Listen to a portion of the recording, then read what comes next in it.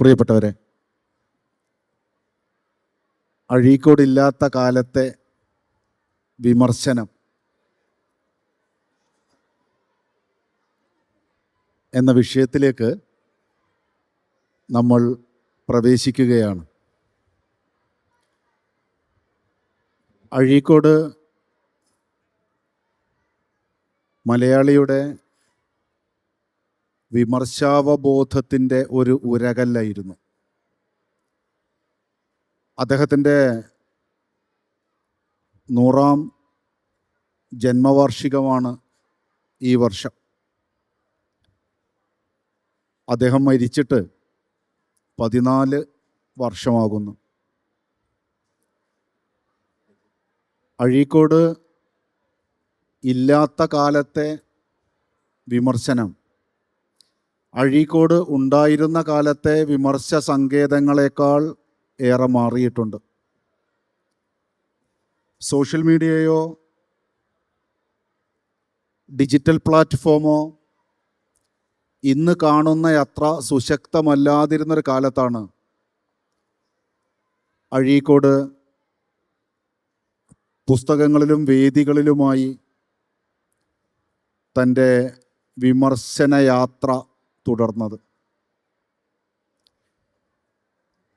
അന്ന് ഒരു നിരൂപകനെയോ പ്രഭാഷകനെയോ കേൾക്കുക എന്നത്, വായിക്കുക എന്നത് തങ്ങൾക്ക് പറയാനുള്ളത് തങ്ങൾക്ക് വേണ്ടി മറ്റൊരാൾ പറയുന്നു എന്ന ബോധ്യത്തിൻ്റെ ഒരു ഉയർത്തിവയ്പ് കൂടിയായിരുന്നു. ഇന്ന് പക്ഷേ എല്ലാ വ്യക്തികൾക്കും അവരവരുടെ തന്നെ പ്രതിനിധികളാകാൻ സോഷ്യൽ മീഡിയയിൽ ഇടയുണ്ട്. ഒരു പ്രത്യേക കാര്യത്തെക്കുറിച്ചുള്ള പ്രതികരണത്തിന് വേണ്ടി മറ്റൊരാളെയും കാത്തു നിൽക്കേണ്ടതില്ലാത്ത വിധത്തിൽ താൻ തൻ്റെ തന്നെ പ്രതിനിധിയായി മാറുന്ന ആത്മാവിഷ്കരണം 100% സാധ്യമായൊരു കാലത്താണ് നാം ജീവിക്കുന്നത്. പ്രതിരോധത്തിൻ്റെ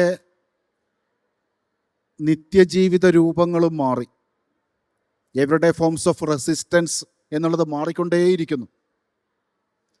ഫേസ്ബുക്കിലോ ഇൻസ്റ്റഗ്രാമിലോ യൂട്യൂബിലോ ഒക്കെ ഒരാൾക്ക് അയാളുടെ പ്രതിരോധത്തെ, പ്രതിഷേധത്തെ ഏത് വിധത്തിലും ഒരു ഇമോജി കൊണ്ട് പോലും അവതരിപ്പിക്കാൻ കഴിയുന്ന വിധത്തിൽ, ഒരു ട്രോള് കൊണ്ട് അവതരിപ്പിക്കാൻ കഴിയുന്ന വിധത്തിൽ പ്രതികരണത്തിൻ്റെയും പ്രതിഷേധത്തിൻ്റെയും പ്രതിരോധത്തിൻ്റെയും സ്വഭാവം അനുദിനം മാറിക്കൊണ്ടിരിക്കുന്നു. ഈ കാലയളവിലാണ് വാക്കുകൊണ്ട് സദസ്സിനോട് സംവദിച്ച ഒരു വലിയ പ്രഭാഷകനെക്കുറിച്ച് നമ്മൾ ആലോചിക്കുന്നത്. എഴുത്തുകൊണ്ട് ഒരു തലമുറയോട് സംവദിച്ച വലിയൊരു എഴുത്തുകാരനെക്കുറിച്ച് നാം ആലോചിക്കുന്നത്. കേൾക്കുന്ന വാക്കും വായിക്കുന്ന വാക്കും മാത്രം വാക്കായി പരിഗണിച്ച ഒരു കാലത്ത് നിന്ന് വാക്കിനു മേലെ സംഗീതവും വാക്കിനു മേലെ നിറങ്ങളും വാക്കിനു മേലെ ഇമോജികളും വാക്കിനു മേലെ ചിഹ്നങ്ങളും വരുന്ന പുതിയ ഒരു കാലത്ത് നിന്നുകൊണ്ട് ഒരു വലിയ എഴുത്തുകാരൻ, പ്രഭാഷകൻ അവശേഷിപ്പിച്ച ഇടങ്ങളെക്കുറിച്ച് പര്യാലോചിക്കുകയാണ് ഈ സെഷൻ. അഴീക്കോട് മാഷ് മലയാളത്തിൽ ഖണ്ഡന വിമർശനത്തിൻ്റെ ഒരു വക്താവായിരുന്നു. അതുകൊണ്ട് തന്നെ മാഷെക്കുറിച്ചുള്ള ഓർമ്മകളിലും അഴീക്കോട് വിമർശനം കടന്നു വന്നേക്കാം. സുകുമാർ അഴീക്കോട് എന്ന നിരൂപകൻ മലയാളിയുടെ സാംസ്കാരിക അവബോധത്തിൽ എന്ത് മാറ്റമുണ്ടാക്കി എന്നും അതിൻ്റെ തുടർച്ച പിൽക്കാലത്ത് എങ്ങനെയാണ് മലയാള വിമർശത്തിൽ, അത് സാംസ്കാരിക വിമർശമാകാം, രാഷ്ട്രീയ വിമർശമാകാം, സാഹിത്യ വിമർശമാകാം, രേഖപ്പെടുത്തിയത് എന്നുമാണ് ഈ സെഷൻ അന്വേഷിക്കാൻ പോകുന്നത്. അഴീക്കോടിനെ കേട്ടിരിക്കുമ്പോൾ തങ്ങൾക്ക് പറയാനുള്ളതൊന്ന് തങ്ങളെക്കാൾ ഭംഗിയിൽ മറ്റൊരാൾ പറയുന്നു എന്ന തോന്നൽ മലയാളിക്കുണ്ടായി. അതുകൊണ്ടാണ് അഴീക്കോട് ചെന്ന ഇടങ്ങളെല്ലാം സദസ്സിനാൽ നിബിഡമായി തീർന്നത്. അഴീക്കോടിൻ്റെ വിമർശവും ഇതേപോലെ അംഗീകരിക്കപ്പെടുമ്പോൾ തന്നെ വിമർശിക്കപ്പെടുകയും ചെയ്ത ഒന്നാണ്. വിഷയത്തെ വിട്ട് അഴീക്കോട് വിഷയിയുടെ പിറകെ കൂടുതൽ ശ്രദ്ധയോടെ നീങ്ങുന്നുണ്ടോ? പലപ്പോഴും അഭിപ്രായ പ്രകടനയിൽ സ്ഥൈര്യമില്ലാതാവുന്നുണ്ടോ എന്നുള്ളതൊക്കെ അഴീക്കോട് മാഷ് ജീവിച്ചിരുന്ന കാലത്ത് തന്നെ അന്വേഷിക്കപ്പെട്ട ഒന്നാണ്. ഈ ഇരിക്കുന്ന 3 പേരും അഴീക്കോട് മാഷിൻ്റെ ധൈഷണിക ലോകത്തെ ആഴത്തിൽ ഖനനം ചെയ്യാൻ ശേഷിയുള്ള, ചെയ്തുകൊണ്ടേയിരിക്കുന്ന ആളുകളാണ്. കാരശ്ശേരി മാഷ് അഴീക്കോട് മാഷിൻ്റെ ശിഷ്യനാണ്, സഹചാരിയാണ്. പോൾ സാറും അങ്ങനെ തന്നെയാണ്, ടീച്ചറും അങ്ങനെയാണ്. ഞാൻ എൻ്റെ ആമുഖ ഭാഷണം ദീർഘിപ്പിക്കുന്നില്ല. ഞാൻ കാരശ്ശേരി മാഷിലേക്ക് പ്രവേശിക്കുകയാണ്. അഴീക്കോട് ഇല്ലാത്ത ഒരു കാലത്ത് നിന്ന് അഴീക്കോട് മാഷ് തിരിഞ്ഞു നോക്കുമ്പോൾ വിമർശമായും ആലോചനയായും സ്തുതിയായും തിരിച്ചറിവായും ഒക്കെ മാഷിനിപ്പോൾ എന്താണ് തോന്നുന്നത് എന്ന് പറഞ്ഞുകൊണ്ട് നമുക്ക് തുടങ്ങാം. സുഹൃത്തുക്കളെ, അഴീക്കോട് മാഷ് എൻ്റെ ഗുരുനാഥനാണ്. ഞാൻ MA-ക്ക് അദ്ദേഹത്തിൻ്റെ കീഴിൽ പഠിച്ചു, MPhil അദ്ദേഹത്തിൻ്റെ കീഴിൽ പഠിച്ചു, PhD അദ്ദേഹത്തിൻ്റെ മാർഗനിർദ്ദേശത്തിലെടുത്തു. അനവധി കാലം, നേരെ പറഞ്ഞാൽ 40 കൊല്ലം ഞാൻ അദ്ദേഹത്തിൻ്റെ പിന്നാലെ നടന്നു. ഈ സമയത്ത് ഞാൻ ആദ്യമായി ചെയ്യുന്നത് അദ്ദേഹത്തിൻ്റെ സ്മരണയെ അദ്ദേഹത്തിൻ്റെ എല്ലാ ശിഷ്യന്മാർക്കും വേണ്ടി, എല്ലാ മലയാളികൾക്കും വേണ്ടി ഞാൻ അഭിവാദ്യം ചെയ്തു. ഈ സന്ദർഭത്തിൽ എന്താണ് അഴീക്കോട് മാഷ് ചെയ്തത്, ആരായിരുന്നു അഴീക്കോട് മാഷ് എന്ന് എന്നെക്കൊണ്ടാവും പോലെ ചുരുക്കി പറയാനാണ് ഞാൻ ശ്രമിക്കുന്നത്. അദ്ദേഹം 1926 ജനിച്ചു, 2012 86-ാമത്തെ വയസ്സിൽ മരിച്ചുപോയി. അദ്ദേഹത്തിൻ്റെ പഠന മേഖല എന്ന് പറയുന്നത് 3 ആണ്. 1 സാഹിത്യം, 2 തത്വചിന്ത, 3 രാഷ്ട്രീയം. ഒരു വലിയ പണ്ഡിതൻ്റെ, കോളേജ് അധ്യാപകൻ്റെ മകനാണ് അദ്ദേഹം. അച്ഛൻ ദാമോദരൻ മാഷ് മംഗലാപുരത്ത് സെൻറ് ആഗ്നസ് കോളേജിൽ മലയാളം പ്രൊഫസറായിരുന്നു. കുറച്ചു കാലം അതിൻ്റെ തൊട്ടടുത്തുള്ള സെൻറ് അലൂഷ്യസ് കോളേജിൽ അഴീക്കോട് മാഷ് അധ്യാപകനായി. അദ്ദേഹത്തിൻ്റെ ആവിഷ്കാര മാധ്യമങ്ങൾ 3 ആണ്. 1 പ്രഭാഷണം, 2 അധ്യാപനം, 3 എഴുത്ത്. വളരെ ചെറുപ്പത്തിലേ അതൊക്കെ തുടങ്ങി. 18-ാമത്തെ വയസ്സിൽ അദ്ദേഹത്തിൻ്റെ പ്രഭാഷണം ആരംഭിക്കുന്നു. ആ പ്രായത്തിൽ തന്നെ അദ്ദേഹത്തിൻ്റെ ലേഖനങ്ങൾ അച്ചടിച്ച് വരാൻ തുടങ്ങി. അതിൻ്റെ ഒരു കൗതുകം എന്താണെന്ന് വിചാരിച്ചാൽ, അദ്ദേഹം മാതൃഭൂമിയിൽ എഴുതിയ ഒരു ലേഖനത്തിന് ഉള്ളൂർ അദ്ദേഹത്തിൻ്റെ അച്ഛനൊരു കത്തയച്ചു. താങ്കൾ മകൻ്റെ പേരിൽ എഴുതിയ ലേഖനം വായിച്ചു, അത് നന്നായിട്ടുണ്ട് എന്ന് പറഞ്ഞിട്ട്. പിന്നെ അഴീക്കോട് മാഷാണ് അതിന് മറുപടി അയക്കുന്നത്, അത് അച്ഛനല്ല, ഞാൻ തന്നെ എഴുതിയതാണ്. കാരണം ഈ ആളെപ്പറ്റി അന്വേഷിച്ചപ്പോൾ ഒരു ചെറുപ്പക്കാരനാണ് ഈ പേര്, അത് ദാമോദരൻ മാഷ മകനാണ് എന്ന് പറഞ്ഞാൽ ഉള്ളൂർ കത്തയച്ചത്. ആ തരത്തിൽ അന്ന് വളരെ കുട്ടിക്കാലത്ത് തന്നെ അദ്ദേഹത്തിന് വലിയ ശ്രദ്ധ കിട്ടി. അപ്പം നമ്മളിപ്പോൾ ആലോചിക്കുന്നത് അദ്ദേഹത്തിൻ്റെ സാഹിത്യ നിരൂപണത്തെപ്പറ്റി. അപ്പോൾ എൻ്റെ നിരീക്ഷണത്തിൽ അദ്ദേഹത്തിൻ്റെ രാഷ്ട്രീയ ജീവിതം ഇതിനേക്കാൾ പ്രധാനമാണ്. സുകുമാർ അഴീക്കോട് അടിസ്ഥാനപരമായി ഒരു രാഷ്ട്രീയ പ്രവർത്തകനാണ്. എല്ലാ കാലത്തും അദ്ദേഹം അങ്ങനെ ആയിരുന്നു. 1962 അദ്ദേഹം തലശ്ശേരി ലോക്സഭാ മണ്ഡലത്തിൽ SK പൊറ്റക്കാടിനോട് മത്സരിച്ച് തോറ്റു. പിന്നെ അദ്ദേഹം മത്സരിച്ചിട്ടില്ല, പക്ഷെ എപ്പോഴും അദ്ദേഹം രാഷ്ട്രീയത്തിൽ ഏതെങ്കിലും ഒരു ഭാഗത്തുണ്ടായിരുന്നു. അദ്ദേഹത്തിൻ്റെ പ്രധാനപ്പെട്ട ആകർഷണം എന്ന് പറയുന്നത് ഗാന്ധിയാണ്. അദ്ദേഹത്തിൻ്റെ ആത്മകഥ തുടങ്ങുന്നത് തന്നെ ഗാന്ധിയെ കണ്ട കാര്യം പറഞ്ഞുകൊണ്ടാണ്. അത് അദ്ദേഹം ഒരു ജോലിക്ക് അപേക്ഷിക്കാൻ വേണ്ടി ഡൽഹി ചെന്ന് മടങ്ങുമ്പോൾ വാർധയിൽ ചെന്ന് അദ്ദേഹം ഗാന്ധിയെ കാണുന്നുണ്ട്. എല്ലാ കാലത്തും അദ്ദേഹത്തിൻ്റെ പ്രചോദനം ഗാന്ധിയായിരുന്നു. അദ്ദേഹം എല്ലാവർക്കും അറിയുന്ന മാതിരി കോൺഗ്രസ് ആയിരുന്നു. അദ്ദേഹത്തെ കളിയാക്കിയിട്ടും കാര്യമായിട്ടും ആളുകൾ പറയാറുണ്ട്, അഴീക്കോട് രാഷ്ട്രീയക്കാർക്കിടയിൽ ഒരു സാഹിത്യകാരനും സാഹിത്യകാരന്മാർക്കിടയിൽ ഒരു രാഷ്ട്രീയക്കാരനുമാണ്. അത് സത്യമാണത്. അപ്പോൾ സാഹിത്യ നിരൂപണത്തിൻ്റെ ഇന്നത്തെ അവസ്ഥയെപ്പറ്റി ഇതിൻ്റെ തലക്കെട്ടിലൊരു സൂചനയുണ്ട്. അപ്പോൾ എനിക്ക് തോന്നുന്നത് കുറച്ചു കാലമായിട്ട് കേരളീയ സമൂഹത്തിൽ താരതമ്യേന അപ്രധാനമായൊരു സാധനമാണ് സാഹിത്യം. പിന്നെ സാഹിത്യ നിരൂപണത്തിന് എന്ത് സ്ഥാനം ഉണ്ടാവാനാണ്? ഇന്ന് രാഷ്ട്രീയക്കാർക്കോ മതപുരോഹിതന്മാർക്കോ ക്രിക്കറ്റ് കളിക്കാർക്കോ സിനിമക്കാർക്കോ പാട്ടുകാർക്കോ ഉള്ള വില, പരിഗണന ഇന്ന് കേരളീയ സമൂഹത്തിലില്ല. ഇപ്പോൾ ഈ അടുത്ത് മരിച്ചുപോയ MT വാസുദേവൻ നായർക്കോ ONV കുറുപ്പിനോ സുഗതകുമാരി ടീച്ചർക്കോ ഒക്കെ കിട്ടിയ പരിഗണന അവരെഴുത്തുകാരാണ് എന്നുള്ള കണക്കിൽ മാത്രമല്ല. MT ആണെങ്കിൽ അദ്ദേഹം സിനിമാക്കാരനായിരുന്നു, പത്രപ്രവർത്തകനായിരുന്നു, സാംസ്കാരിക പ്രവർത്തകനായിരുന്നു. സുഗതകുമാരി ടീച്ചർ വലിയ പരിസ്ഥിതി പ്രവർത്തകയാണ്, സ്ത്രീവാദ പ്രവർത്തകയാണ്. ONV സാറാണെങ്കിൽ അദ്ദേഹം രാഷ്ട്രീയത്തിൽ മത്സരിച്ച ആളാണ്. തിരുവനന്തപുരത്ത് മത്സരിച്ച് ONV തോറ്റു. പിന്നെ അദ്ദേഹം പാട്ടെഴുത്തുകാരനാണ്, കവിയാണ്, അങ്ങനെ പലതിൻ്റെ കൂട്ടത്തിലാണ്. ഇന്നിപ്പോൾ ഒരു സാഹിത്യകാരൻ മാത്രമാണ് എന്ന് പറഞ്ഞാൽ ഇന്നിപ്പോൾ നമ്മുടെ സമൂഹത്തിൽ അത്ര ഇപ്പോൾ ഏതെങ്കിലും ഒരു പത്രക്കാരൻ അല്ലെങ്കിൽ ഒരു ചാനലുകാരൻ സാഹിത്യകാരൻ എന്ത് പറയുന്നു എന്ന് ആലോചിക്കാറില്ല. 20-ാം നൂറ്റാണ്ട് തുടക്കത്തിൽ അങ്ങനെയല്ല. അന്നുള്ള പ്രധാനപ്പെട്ട എഴുത്തുകാർ കുമാരനാശാൻ, വള്ളത്തോൾ, ഉള്ളൂരൊക്കെയാണ്. അന്ന് അവരൊക്കെ വലിയ വലിയ വ്യക്തികളാണ്. ഉള്ളൂർ സ്റ്റേറ്റ് സെക്രട്ടറി ആയിരുന്നു തിരുവിതാംകൂറിൽ. ആശാൻ ശ്രീമൂലം സഭയിൽ അംഗമായിരുന്നു. വള്ളത്തോൾ ഗാന്ധിക്കും നെഹ്റുവിനൊക്കെ പരിചയമുള്ള ഒരു എഴുത്തുകാരനാണ്. അങ്ങനെ അവരൊക്കെ വലിയ ആളുകളായിരുന്നു.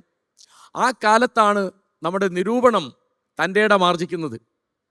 നമ്മുടെ നിരൂപണം എന്ന് പറഞ്ഞാൽ നമ്മൾ കവിത്രയം എന്ന് പറയാറുണ്ട്. ഞാൻ പറയാറുള്ളത് നമുക്കൊരു നിരൂപകത്രയം ഉണ്ട് എന്നാണ്.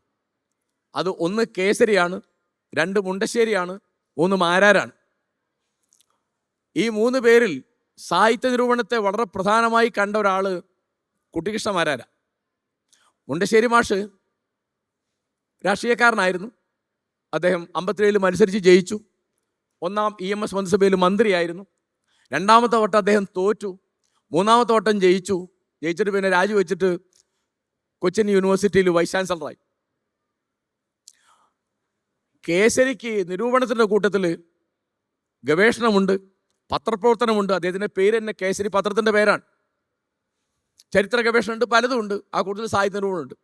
കുട്ടിക്കൃഷ്ണ മാരാർക്കാണെങ്കിൽ സാഹിത്യ നിരൂപണ മാത്ര ചിന്തയാണ് അദ്ദേഹത്തിന്. അപ്പോൾ ആ വഴിക്ക് വരുന്ന ഒരാളാണ് അഴീക്കോട്. അന്നത്തെ പ്രധാനപ്പെട്ട അവരുടെ കാലത്ത് പ്രധാനപ്പെട്ട ഒരു ചർച്ചാ പ്രമേയം എന്ന് പറയുന്നത് പുരോഗമന സാഹിത്യ പ്രസ്ഥാനമാണ്. അതിൻ്റെ ഒരു അംഗമല്ലെങ്കിലും അതിൻ്റെ ഒരു ആശയദാതാവാണ് കേസരി. വളരെ കാലം 1937 തൊട്ട് ഏതാണ്ട് 54 വരെ അതിൻ്റെ ഒരു നേതാവാണ് മുണ്ടശ്ശേരി. പിന്നെയാണ് അദ്ദേഹം രൂപഭദ്രത എന്നുള്ള വാദമൊക്കെ വെച്ച് അതിന് പുറത്തേക്ക് പോകുന്നത്. മാരാരെന്നും അതിനെതിരായിരുന്നു. ആ മാരാരുടെ വഴിക്ക് വരുന്ന ഒരാളാണ് അഴീക്കോട് മാഷ്. ഈ കേസരി വലിയൊരു കാര്യം ചെയ്തിട്ടുണ്ട്. റൊമൈൻ റോളൻഡ് എഴുതിയ ഗാന്ധിയുടെ ജീവചരിത്രം ഗാന്ധി ജീവിച്ചിരിക്കെ 1938 അദ്ദേഹം മലയാളത്തിലേക്ക് പരിഭാഷപ്പെടുത്തും. ചെറിയ സംഗതിയല്ല. പക്ഷേ അവരൊക്കെ ആകർഷിച്ചതിനേക്കാൾ കൂടുതൽ ഗാന്ധി വലിയ വശീകരണ രൂപമായിരുന്നത് മാരാർക്കാണ്. അദ്ദേഹം പ്രസിദ്ധമായ ഭാരതപര്യടനത്തിൽ ഭഗവത് ദൂത് എന്നുള്ള അധ്യായത്തിൽ ഭഗവാൻ കൃഷ്ണൻ കൗരവസഭയിലേക്ക് ദൂത് പോയതും ഗാന്ധി നവഖാലിയിലേക്ക് പോയതും താരതമ്യപ്പെടുത്തുന്നുണ്ട്. എന്നിട്ട് ആ ദ്വാപരയുഗ മഹാത്മാവിനേക്കാൾ എന്തുകൊണ്ടാണ് ഈ കലിയുഗ മഹാത്മാവ് മേലെയായിരിക്കുന്നത് എന്ന് വിശദീകരിക്കും. അപ്പോൾ മാരാർ ദേശീയ പ്രസ്ഥാനത്തിൻ്റെ ഭാഗമൊന്നും ആയിരുന്നില്ല. പക്ഷേ അഴീക്കോട് കോൺഗ്രസ്സുകാരനായതുകൊണ്ട് തീർച്ചയായിട്ടും ആ വഴിക്ക് വരുന്ന ആളാണ്. ജീവിതകാലം മുഴുവൻ അഴീക്കോട് മാഷ് എന്തിനെങ്കിലും പറ്റി എഴുതിയും പറഞ്ഞും പോന്നിരുന്നെങ്കിൽ അത് ഗാന്ധിയെപ്പറ്റിയാണ്. ഗാന്ധിയെപ്പറ്റി ഇത്രയധികം പ്രസംഗിച്ച ഒരാളും കേരളത്തിലുണ്ടാവില്ല, ഇന്ത്യയിൽ തന്നെ ഉണ്ടാവുമെന്ന് എനിക്ക് കൃത്യമായിട്ട് അറിഞ്ഞുകൂടാ. കേരളത്തിലില്ല എന്ന് ഉറപ്പാണ്. ഒരു ഉദാഹരണം പറഞ്ഞാൽ, ബാബരി പള്ളി ഈ അക്രമികൾ പൊളിച്ചു കളഞ്ഞ സമയത്ത് തൃശ്ശൂരിൽ അദ്ദേഹത്തിൻ്റെ ഒരു വലിയ പ്രഭാഷണ പരമ്പരയുണ്ട്. എന്താണ് ഭാരതീയത? അതൊരു പുസ്തകമായിട്ട് പിന്നെ വന്നിട്ടുണ്ട്. 7 ദിവസം അദ്ദേഹം പ്രസംഗിക്കും. അതിൻ്റെയൊക്കെ അടിസ്ഥാനം ഗാന്ധിയുടെ ലോകവീക്ഷണമാണ്. അത് മലയാള പത്രപ്രവർത്തന ചരിത്രത്തിൽ ഇല്ലാത്ത മാതിരി മലയാള മനോരമ എല്ലാ ദിവസവും ആ പ്രസംഗം എഡിറ്റ് പേജിൽ പരമ്പരയായിട്ട് കൊടുത്തിരുന്നു. അപ്പോൾ അഴീക്കോടിൻ്റെ സാഹിത്യ നിരൂപണം എന്നുള്ളതിനേക്കാൾ എത്രയോ മേലെയാണ് അദ്ദേഹത്തിൻ്റെ രാഷ്ട്രീയ നിരൂപണം എന്ന് വിചാരിക്കുന്ന ഒരാളാണ് ഞാൻ. അദ്ദേഹത്തിൻ്റെ അടിസ്ഥാനപരമായി അഴീക്കോട് കാവ്യ നിരൂപകനാണ്. അദ്ദേഹം പ്രധാനമായിട്ടും പഠിച്ചത് കുമാരനാശാനെയാണ്. അദ്ദേഹത്തിൻ്റെ പ്രസംഗത്തിലും പ്രബന്ധത്തിലും ഒക്കെ വരുന്ന പദാവലികൾ മുഴുവൻ ആശാന്റെ പദാവലികളാണ്. അദ്ദേഹം ഹിമാലയത്തിൽ എന്ന് പറയില്ല, ഹൈമവത ഭൂവിൽ എന്ന് പറയാം. ഞാനൊരു ഉദാഹരണം പറയാം. അപ്പോൾ നല്ല ഹൈമവത ഭൂവിൽ ഏറെയായി കൊല്ലം അങ്ങൊരു വിവാദവേളയിൽ ഉല്ലസിച്ചു യുവയോഗി ഏകൻ ഉത്ഫുല്ലബാല രവി പോലെ കാന്തിമാൻ എന്നും പറഞ്ഞാണ് ആശാന്റെ ആദ്യത്തെ പ്രധാനപ്പെട്ട കാവ്യം നളിനി തുടങ്ങുന്നത്. ആ തരത്തിലാണ് എപ്പോഴും അഴീക്കോടിൻ്റെ പദാവലി പ്രസംഗത്തിലൊക്കെ അങ്ങനെയാണ്. പിന്നെ അദ്ദേഹത്തിന് ശ്രദ്ധ കിട്ടുന്ന നിരൂപണകൃതി ആശാന്റെ സീതാകാവ്യമാണ്. ആളുകൾ വളരെ വിലമതിച്ചൊരു പുസ്തകമാണത്. അദ്ദേഹത്തിന് വളരെ പ്രിയപ്പെട്ട മാരാര് അതിനെ തള്ളി പറഞ്ഞിരുന്നു. മാരാര് പറഞ്ഞത് സീതയെ തെറി പറയാൻ വേണ്ടി ആളുകൾക്ക് ഉപഭൂത കുപ്പക്കുഴി കുഴിച്ചു കൊടുത്തു അഴീക്കോട് എന്നാണ് അതിനെപ്പറ്റി പറഞ്ഞത്. അപ്പോൾ സീത വലിയ ചർച്ചാ വിഷയത്തിന് ഇന്നുമാണ്. താഴെ ശങ്കരൻ സീതയെ നിരൂപരുന്നൊരു പുസ്തകം തന്നെ എഴുതിയിട്ടുണ്ട്. അത് മാരാരാണെങ്കിലും മുണ്ടശ്ശേരി ആണെങ്കിലും അങ്ങനെയാണ്. നമ്മുടെ നിരൂപകന്മാർക്ക് വന്ന ഒരു പ്രധാനപ്പെട്ട വ്യത്യാസം, അവർ സാഹിത്യ നിരൂപണത്തിൽ നിന്ന് വളരെ എളുപ്പം സാമൂഹ്യ വിമർശനത്തിലേക്കും രാഷ്ട്രീയ വിമർശനത്തിലേക്കും മാറിപ്പോയി. അതിപ്പോൾ അദ്ദേഹത്തിൻ്റെ സമകാലികരാണ് എം.എൻ. വിജയൻ മാഷ്, എം.കെ. സാനു മാഷ്, ലീലാവതി ടീച്ചർ. അങ്ങനെ ലീലാവതി ടീച്ചർ മാത്രമാണ് ഇതിനൊരു ചെറിയ അപവാദം. അപ്പോൾ ഇന്ന് അഴീക്കോടിൻ്റെ നിരൂപണത്തിലേക്ക് തിരിഞ്ഞു നോക്കുമ്പോൾ അതിനെപ്പറ്റി അനുമോദനത്തെക്കാൾ വിമർശനം ഉള്ള ഒരാളാണ് ഞാൻ. ഇത് ഞാനിപ്പോൾ അദ്ദേഹം മരിച്ചു 12 കൊല്ലം കഴിഞ്ഞ് പറയുന്നതല്ല, ക്ലാസ്സിൽ തന്നെ പറഞ്ഞാണ്, അദ്ദേഹം നേരിട്ട് പറഞ്ഞാണ്. ഒരു ഉദാഹരണം പറഞ്ഞാൽ, അദ്ദേഹം അടിസ്ഥാനപരമായി ആധുനികതയ്ക്കെതിരുള്ള ഒരാളാണ്. അപ്പോൾ ആധുനികത വന്നപ്പോൾ അത് 70കളിലാണ് ഞാൻ ഈ പറയുന്ന കാലം.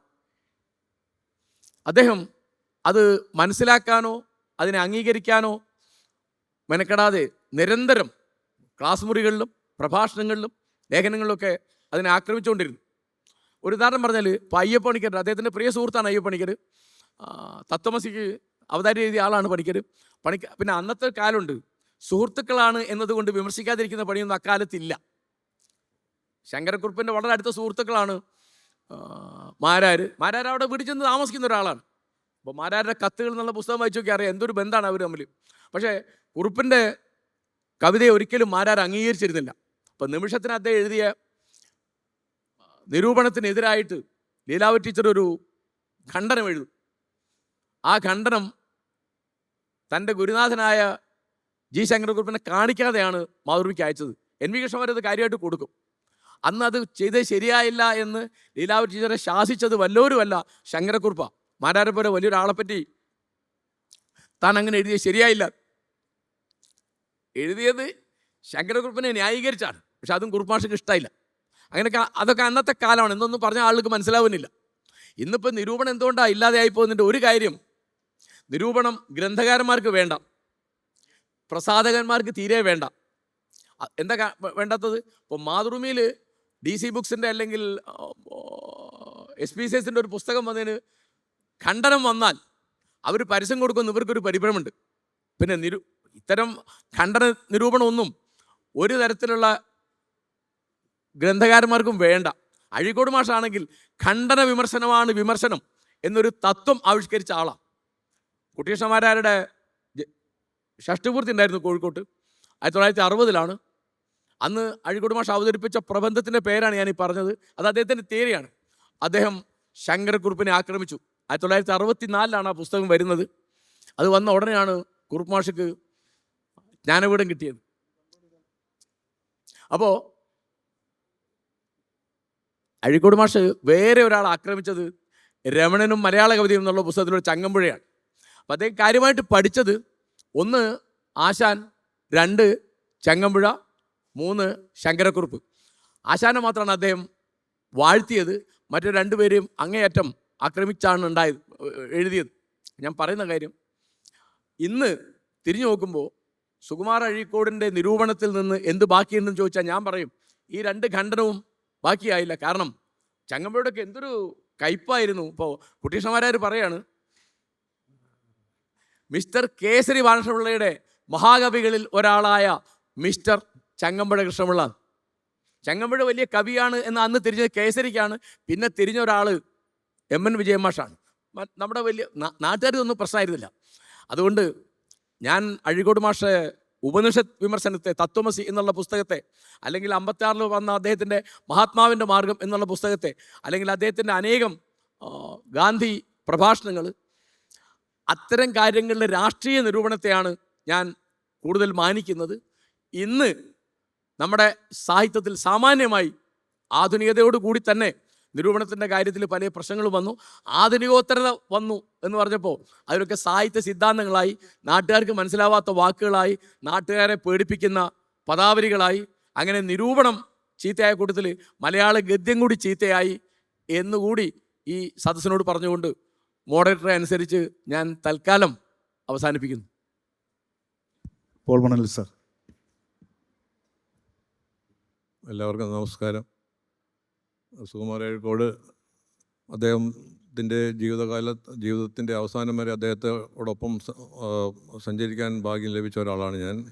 കാരശ്ശേരി മാഷിനെ പോലെ അദ്ദേഹത്തിൻ്റെ ശിഷ്യനാകാൻ ക്ലാസ്സിലിരുന്ന് പഠിക്കാൻ കഴിഞ്ഞില്ലെങ്കിൽ അദ്ദേഹത്തോടൊപ്പം പല പ്രവർത്തനങ്ങളും ഏർപ്പെടുകയുണ്ടായി. അതേപോലെ അദ്ദേഹത്തിൻ്റെ ജീവചരിത്രം ആദ്യമായിട്ട് എഴുതാനുള്ളൊരു ഭാഗ്യം ലഭിച്ചു. അദ്ദേഹവുമായി നടത്തിയ സംഭാഷണത്തെ തുടർന്ന് ആണ് ആ പുസ്തകം തയ്യാറാക്കിയത്. ഇപ്പോൾ അഴീക്കോട് അന്തരിച്ചിട്ട് 14 വർഷങ്ങൾ കഴിഞ്ഞു. അദ്ദേഹത്തിൻ്റെ കാരശ്ശേരി മാഷ് പറഞ്ഞ പോലെ അദ്ദേഹത്തിൻ്റെ പ്രഭാഷണങ്ങൾ, അദ്ദേഹം 25,000-ഓളം പ്രസംഗങ്ങളാണ് കണക്ക് കൂട്ടുമ്പോൾ 12-ാം വയസ്സ് മുതൽ അദ്ദേഹം നടത്തിയ പ്രസംഗം മുതൽ കണക്ക് കൂട്ടുമ്പോൾ നടത്തിയിട്ടുള്ളത്. അതിൽ അദ്ദേഹത്തിൻ്റെ കാലശേഷം നമുക്ക് ആ പ്രസംഗങ്ങളൊന്നും സ്വരൂപിക്കാൻ കഴിഞ്ഞില്ല.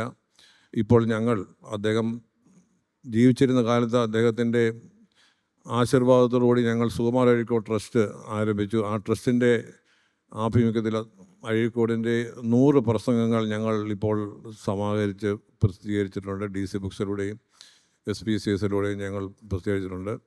സുകുമാർ അഴീക്കോടിൻ്റെ പുസ്തകങ്ങൾ, അദ്ദേഹത്തിൻ്റെ ചിന്തകളെല്ലാം സമാഹരിച്ച് ആത്മകഥ ഉൾപ്പെടെ എല്ലാ പുസ്തകങ്ങളും ഈ അഴീക്കോട് ട്രസ്റ്റ് ഇപ്പോൾ പ്രസിദ്ധീകരിച്ച് വരികയാണ്. ഇങ്ങനെ അഴീക്കോടിൻ്റെ പ്രവർത്തനങ്ങളും അദ്ദേഹത്തിൻ്റെ ചിന്തകളും സമൂഹത്തിൽ നിലനിർത്തുന്നതിന് വേണ്ടിയുള്ള പ്രവർത്തനങ്ങൾ നടത്തിക്കൊണ്ടിരിക്കുന്ന ഒരു ഘട്ടത്തിലാണ് ഇപ്പോൾ ഇവിടെ അഴീക്കോട് ഇല്ലാത്ത കാലത്തെ വിമർശനം എന്ന പേരിലുള്ള ഒരു ചർച്ച ഇവിടെ സംഘടിപ്പിക്കുന്നത്. കാരശ്ശേരി മാഷ് അഴീക്കോടിൻ്റെ ഖണ്ഡന വിമർശനത്തെപ്പറ്റി പറഞ്ഞു, അദ്ദേഹത്തിൻ്റെ ജീവിതത്തെപ്പറ്റിയും ഒരു ആമുഖമായി എല്ലാം അദ്ദേഹം അവതരിപ്പിച്ചു കഴിഞ്ഞു. എന്നെ സംബന്ധിച്ച് എനിക്ക് പറയാനുള്ള ഒരു സംഗതി, അഴീക്കോടിൻ്റെ സാഹിത്യ വിമർശനത്തെ പറ്റിയല്ല, അദ്ദേഹത്തിൻ്റെ സാമൂഹിക വിമർശനത്തെ പറ്റിയാണ് എനിക്ക് നിങ്ങളുടെ മുമ്പിൽ സംസാരിക്കാൻ ആഗ്രഹിക്കുന്നത്. അത് ചില ആശയങ്ങൾ മാത്രം. അദ്ദേഹം എന്ത് ആശയത്തിന് വേണ്ടിയാണ് നിലകൊണ്ടത്, എന്താണ് അദ്ദേഹം ഈ സമൂഹത്തിൽ നിന്ന് എന്താണ് പ്രതീക്ഷിച്ചത് എന്നുള്ള ചില കാര്യങ്ങൾ അദ്ദേഹത്തോടൊപ്പം പ്രവർത്തിക്കാൻ കഴിഞ്ഞ സമയത്ത് മനസ്സിലാക്കാൻ കഴിഞ്ഞതുകൊണ്ടാണ് ഞാനിത് പറയുന്നത്. ഞാനിവിടെ സംസാരിക്കുന്നതിന് മുമ്പ് ഇന്നലെ സുനിത വില്യംസ് ഇവിടെ പറഞ്ഞ ആശയവും ഇന്ന് ഇവിടെ സുനിത വില്യംസ് ഇവിടെ പങ്കിട്ട ഒരാശയം കൂടി ചേർത്ത് വെച്ചുകൊണ്ട് ഞാൻ സംസാരിക്കുന്നത്, ബഹിരാകാശത്തു നിന്നും ഭൂമിയിലേക്ക് നോക്കുമ്പോൾ ഈ രാജ്യങ്ങളില്ല, ഭൂഖണ്ഡങ്ങളില്ല, ജാതിയില്ല, മതമില്ല, മനുഷ്യൻ ഇവിടെ ഒരു ഭൂമി ഒന്നായി കിടക്കുന്ന ഒരു കാഴ്ച, ഈ ഭൂമിയിലെ എല്ലാ മനുഷ്യരും ഒന്നായി കിടക്കുന്ന ഒരു കാഴ്ചയെപ്പറ്റി അവർ സംസാരിക്കുകയുണ്ടായി. ഇന്നും അതേ ആശയങ്ങൾ തന്നെയാണ് പറഞ്ഞത്. പെർസ്പെക്റ്റീവ്സിനെ പറ്റി സുനിത വില്യംസ് സംസാരിച്ചു. നമുക്ക് മറ്റുള്ള ആളുകളുടെ ചിന്തയും ആശയങ്ങളും മനസ്സിലാക്കാനും അത് സ്വീകരിക്കാനും അത് ഉൾക്കൊള്ളാനും കഴിയുന്ന ഒരു സമൂഹത്തെയാണ് നമ്മൾ വിഭാവനം ചെയ്യുന്നത് എന്ന് സുനിത വില്യംസ് പറയുകയുണ്ടായി. എന്നെ സംബന്ധിച്ച് അഴീക്കോട് ഇല്ലാത്ത കാലത്തെ വിമർശനം എന്ന് പറയുമ്പോൾ, ഇന്ന് അഴീക്കോട് ഉണ്ടായിരുന്നെങ്കിൽ എന്തൊക്കെ കാര്യങ്ങളായിരിക്കും സാമൂഹിക വിഷയങ്ങളിൽ എന്തൊക്കെ കാര്യങ്ങളായിരിക്കും അദ്ദേഹം വിമർശനം നടത്താൻ സാധ്യതയുണ്ടായിരുന്നത് എന്ന് ഞാൻ ഇപ്പോൾ ഓർത്തു പോവുകയാണ്. അഴീക്കോട് ഇല്ലാത്ത കഴിഞ്ഞ 14 വർഷങ്ങൾ കേരളത്തെ സംബന്ധിച്ച് പ്രതികരിക്കാൻ ഇപ്പോൾ കാരശ്ശേരി മാഷിനെ പോലുള്ള ആളുകൾ, കൽപ്പറ്റ നാരായണനെ പോലുള്ള ആളുകളൊക്കെ പ്രതികരിക്കുന്നുണ്ട്. എങ്കിലും അഴീക്കോട് കഴിഞ്ഞ 14 വർഷമായി കേരളത്തിൽ ജീവിക്കാത്തത് കൊണ്ട് പല കാര്യങ്ങളിലും സ്വതന്ത്രമായും ധീരമായും അഭിപ്രായം പറയാൻ പല എഴുത്തുകാർക്കും പല സാംസ്കാരിക പ്രവർത്തകർക്കും കഴിഞ്ഞിട്ടില്ല എന്നുള്ളൊരു യാഥാർത്ഥ്യം ഈ സന്ദർഭത്തിൽ പറയാനാണ് ഞാൻ ആഗ്രഹിക്കുന്നത്. ഇന്ന് അഴീക്കോട് ജീവിച്ചിരുന്നെങ്കിൽ എന്ത് കാര്യത്തെപ്പറ്റിയായിരിക്കും ഇന്ന് വരെയുള്ള ഒരു കാര്യത്തെപ്പറ്റി നമ്മുടെ ചുറ്റും നടക്കുന്ന കാര്യങ്ങളെപ്പറ്റി നമ്മൾ ആലോചിക്കുമ്പോൾ ഇന്ന് അഴീക്കോട് ജീവിച്ചിരുന്നെങ്കിൽ എന്ത് വിഷയമായിരിക്കും, ഏത് വിഷയത്തെപ്പറ്റിയായിരിക്കും സോഷ്യൽ ക്രിറ്റിസിസം നടത്തുക എന്ന് ചോദിച്ചു കഴിഞ്ഞാൽ തീർച്ചയായും നമ്മുടെ നാട്ടിൽ ഇപ്പോൾ രൂപം കൊണ്ടുവരുന്ന വർഗീയതയെപ്പറ്റി ആയിരിക്കും ഇന്ന് സുകുമാർ അഴീക്കോട് ആദ്യമായി സംസാരിക്കാൻ പോകുന്നത് എന്നാണ് എനിക്ക് പറയാനുള്ളത്. ഇന്ന് നമ്മുടെ നാട്ടിലെ കേരളത്തിലെ ജാതി മത സമുദായ പ്രസ്ഥാനങ്ങൾ ഇന്ന് നമ്മുടെ അടുത്ത തലമുറയ്ക്ക് ജീവിക്കാൻ കഴിയാത്ത തരത്തിൽ കേരളത്തെ വിഭജിച്ചുകൊണ്ടിരിക്കുകയാണ് എന്നുള്ള ഒരു മഹാ സന്ദേശമാണ് എനിക്ക് ഇന്ന് അഴീക്കോടിനെ പറ്റി ഓർക്കുമ്പോൾ നിങ്ങളോട് പങ്കുവെക്കാനുള്ളത്. നമ്മുടെ സമൂഹത്തിൽ ഇന്ന് മതവിദ്വേഷം ഇന്ന് അങ്കുരിപ്പിക്കുന്ന തരത്തിലുള്ള പ്രവർത്തനങ്ങൾ നടക്കുന്നു എന്നുള്ളതാണ് അഴീക്കോടില്ലാത്ത കാലത്തെ വിമർശനം എന്ന വിഷയത്തെപ്പറ്റി പറയുമ്പോൾ എനിക്ക് പറയാനുള്ളത്. അഴീക്കോട് ജീവിച്ചിരുന്നപ്പോൾ അദ്ദേഹം പറഞ്ഞ പല ആശയങ്ങളുമുണ്ട്, പല അഭിപ്രായങ്ങളുമുണ്ട്. അദ്ദേഹം കോൺഗ്രസ് പ്രസ്ഥാനത്തിൽ അദ്ദേഹം പ്രവർത്തിച്ചു തുടങ്ങി. അദ്ദേഹം അവസാനം വരെയും അദ്ദേഹത്തിൻ്റെ എല്ലാ കാഴ്ചപ്പാടും അദ്ദേഹത്തിൻ്റെ എല്ലാ പ്രവർത്തനങ്ങളും എല്ലാം രാഷ്ട്രീയ ദർശനത്തിൽ ഊന്നിക്കൊണ്ടുള്ളതായിരുന്നു എന്നുള്ളതാണ് എനിക്ക് പറയാനുള്ളത്. പക്ഷേ ഇന്ന് നമ്മൾ ഒരു വിമർശനം നടത്തുമ്പോൾ അഴീക്കോട് ജീവിച്ചിരുന്നപ്പോൾ തന്നെ അദ്ദേഹത്തിന് അദ്ദേഹത്തിൻ്റെ അഭിപ്രായത്തോട് വിയോജിപ്പ് പ്രകടിപ്പിച്ച ആളുകൾ തന്നെ പല രാഷ്ട്രീയമായി നമ്മുടെ ഒരു അഭിപ്രായം പറയുമ്പോൾ ആ ഒരു വിമർശനം നടത്തുമ്പോൾ അതിനെ രാഷ്ട്രീയമായി കാണുന്ന ഒരു കാലഘട്ടത്തിലേക്ക് നമ്മൾ മാറിക്കൊണ്ടിരിക്കുകയാണ്. കാരണം അതിൻ്റെ വിമർശനത്തിൻ്റെ അന്തസത്ത മനസ്സിലാക്കാൻ കഴിയാത്ത തരത്തിൽ രാഷ്ട്രീയമായ മതപരമായ അന്ധത നമ്മുടെ സമൂഹത്തിൽ പ്രവർത്തിക്കുന്ന പല നേതാക്കന്മാരും ഇന്ന് അനുവർത്തിച്ചുകൊണ്ട് ഇരിക്കുന്നത് കൊണ്ട് ഇപ്പം ഞാനൊരു അഭിപ്രായം പറയുമ്പോൾ ഞാൻ ഈ പറയുന്നത് ഏതെങ്കിലും പ്രത്യേക സമുദായത്തെ പറ്റിയാണ് വിമർശിക്കുന്നത്, അല്ലെങ്കിൽ ഏതെങ്കിലും ഒരു മതത്തെ പറ്റിയാണ്, ഏതെങ്കിലും രാഷ്ട്രീയ പാർട്ടിയെ പറ്റിയാണ് പറയുന്നത് എന്ന് തോന്നുന്ന തരത്തിലേക്ക് നമ്മുടെ ഈ സമൂഹം മാറിക്കഴിഞ്ഞു. അതുകൊണ്ട് ആ ഒരു അഴീക്കോട് ജീവിച്ചിരുന്ന കാലത്ത് ഉണ്ടായിരുന്ന ഒരു സാമൂഹിക അന്തരീക്ഷമല്ല നമുക്കിപ്പോൾ കേരളത്തിലുള്ളത്, അത് ഇന്ത്യയിലുമുള്ളത് എന്ന് നമുക്ക് എല്ലാവർക്കും അറിയാം. സ്വതന്ത്രമായി അഭിപ്രായം പറയാനോ ഏതെങ്കിലും ഒരു കാര്യത്തിൽ പ്രതികരിക്കാനോ കഴിയാത്ത തരത്തിൽ നമ്മുടെ ഞാൻ എഴുത്തുകാരെ പറ്റി മാത്രം അല്ലെങ്കിൽ സാംസ്കാരിക പ്രവർത്തകരെ പറ്റി പറയുന്നത്, നമ്മൾ ഈ പറയുന്ന ഈ എഴുത്തുകാരൻ അവൻ്റെ എഴുത്തിനോട് മാത്രമാണ് പ്രതിബദ്ധത എന്ന് വിചാരിക്കുന്നുണ്ടെങ്കിൽ അത് അപ്രസക്തമായി തീരുന്ന ഒരു കാലഘട്ടത്തിലേക്കാണ് നമ്മൾ പൊയ്ക്കൊണ്ടിരിക്കുന്നത്. കാരണം നമ്മുടെ ആശയങ്ങൾക്കും ചിന്തകൾക്കും ഈ സമൂഹത്തിൽ പ്രകാശനം ലഭിക്കാത്ത തരത്തിലേക്ക് നമ്മുടെ രാഷ്ട്രീയവും മതപരവുമായ ഒരു പ്രവർത്തന ശൈലി ഇന്ന് വളർന്നു വരികയാണ്. ഇന്ന് എഴുത്തുകാരുടെ കാര്യം പറഞ്ഞു കഴിഞ്ഞാൽ, എങ്കിലും സാമൂഹിക അഴീക്കോടില്ലാത്ത കാലത്തെ വിമർശനത്തെപ്പറ്റി നമ്മൾ പറയുമ്പോൾ രണ്ട് കാര്യങ്ങളാണ് എനിക്ക് പറയാനുള്ളത്. ഒന്ന്, നമുക്കൊരു സാംസ്കാരികമായ നിശബ്ദത, ഒരു കൾച്ചറൽ സൈലൻസ് നമ്മുടെ സമൂഹത്തിൽ ഇന്നുണ്ടായിട്ടുണ്ട്. അതേപോലെ തന്നെ ഒരു സോഷ്യൽ സൈലൻസ്. നമുക്ക് തെറ്റ് കണ്ടാലോ അനീതി കണ്ടാലോ അക്രമം കണ്ടാലോ അനാസ്ഥ കണ്ടാലോ നമുക്ക് പ്രതികരിക്കാൻ കഴിയാത്ത തരത്തിൽ നമ്മുടെ സാംസ്കാരിക പ്രവർത്തകരും എഴുത്തുകാരും വളരെ കുറച്ച് ആളുകൾ മാത്രമേ, കാരശ്ശേരി മാഷിനെ പോലുള്ള കുറച്ച് ആളുകൾ മാത്രമേ ഉള്ളൂ വളരെ ധീരതയോട് സംസാരിക്കുന്നത്.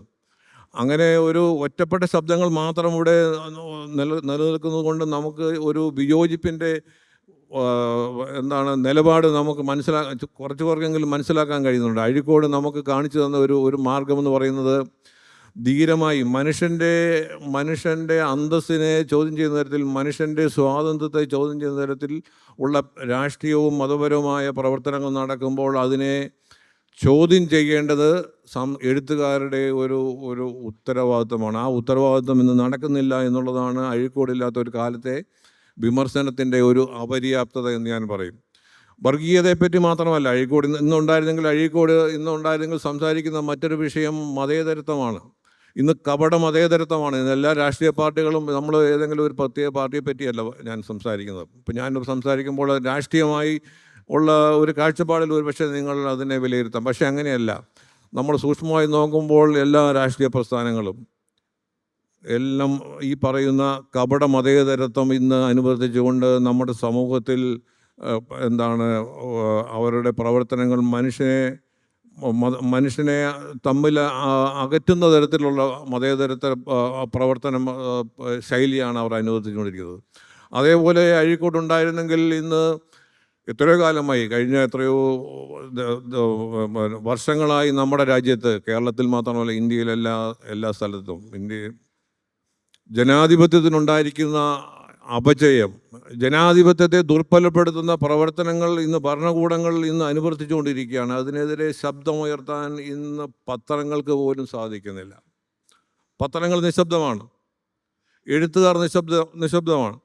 നമുക്ക് നമ്മുടെ ഒരു ജുഡീഷ്യറി അല്ലെങ്കിൽ എക്സിക്യൂട്ടീവ് ഇത് ഈ പറയുന്ന ജനാധിപത്യത്തിൻ്റെ സ്പിരിറ്റിനെ ഉൾക്കൊള്ളാൻ കഴിയാത്ത തരത്തിലേക്ക് നമ്മുടെ നാട് മാറിക്കൊണ്ടിരിക്കുകയാണ്. ഞാൻ ചില അഴീക്കോടുണ്ടായിരുന്നെങ്കിൽ ഇതൊക്കെ സംസാരിക്കുമായിരുന്നു എന്ന് മാത്രം പറയാൻ വേണ്ടിയാണ് ഈ ചില കാര്യങ്ങൾ ഞാൻ സംസാരിക്കുന്നത്.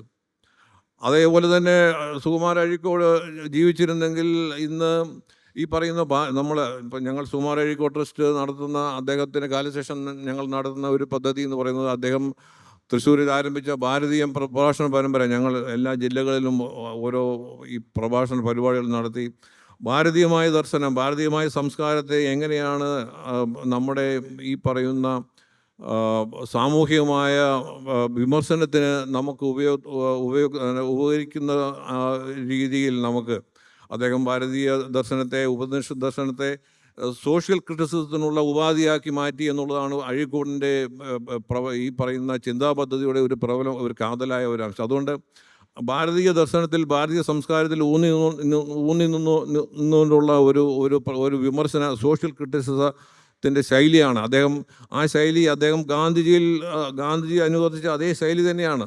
കാരശ്ശേരി മാഷ് അതേപ്പറ്റി പറയുകയുണ്ടായി.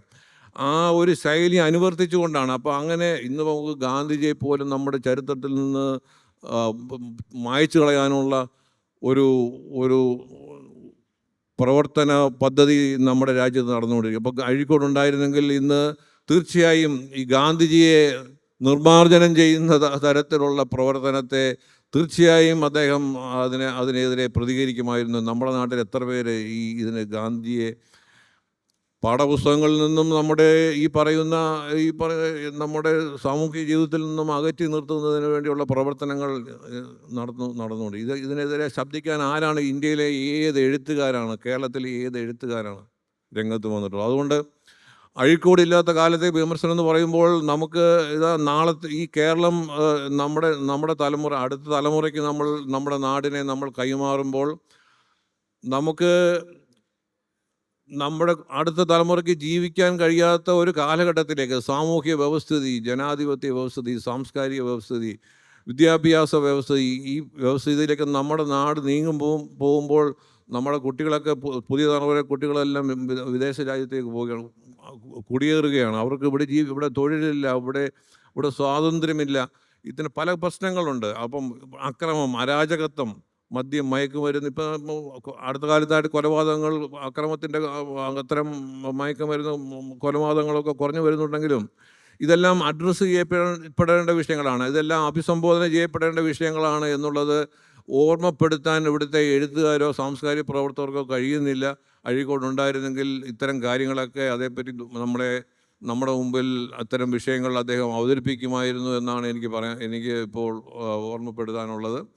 അതുകൊണ്ട് അഴീക്കോട് ഇല്ലാത്ത ഒരു കേരളം എന്ന് പറയുന്നത് നമുക്ക് നാളത്തെ സമൂഹത്തിന് വേണ്ടി നിലവിളിക്കാനുള്ള ഒരു എഴുത്തുകാരനെ ഇല്ലാത്ത ഒരു കാലഘട്ടത്തിൽ നമ്മൾ ജീവിക്കുന്നു എന്ന് മാത്രം നമ്മൾ ഓർത്താൽ മതി. അതുകൊണ്ട് ഇവിടെ ഇരിക്കുന്നവർ എല്ലാവരും നാളത്തെ തലമുറയ്ക്ക് വേണ്ടി നിലവിളിക്കാൻ സന്നദ്ധരാകാൻ വേണ്ടി നമ്മൾ ധീരമായി അഭിപ്രായം പറയാനും എതിർപ്പുകൾ, വിമതസ്വരം ഉയർത്തുന്ന കക്ഷി രാഷ്ട്രീയ മതഭേദം കൂടാതെ അതിന് സന്നദ്ധമാകണം. അഴീക്കോടിൻ്റെ ചിന്തകളും പ്രവർത്തന ശൈലിയും അതിനൊരു പ്രചോദനമാണ് ആകട്ടെ എന്നാണ് എൻ്റെ ആഗ്രഹം. നന്ദി.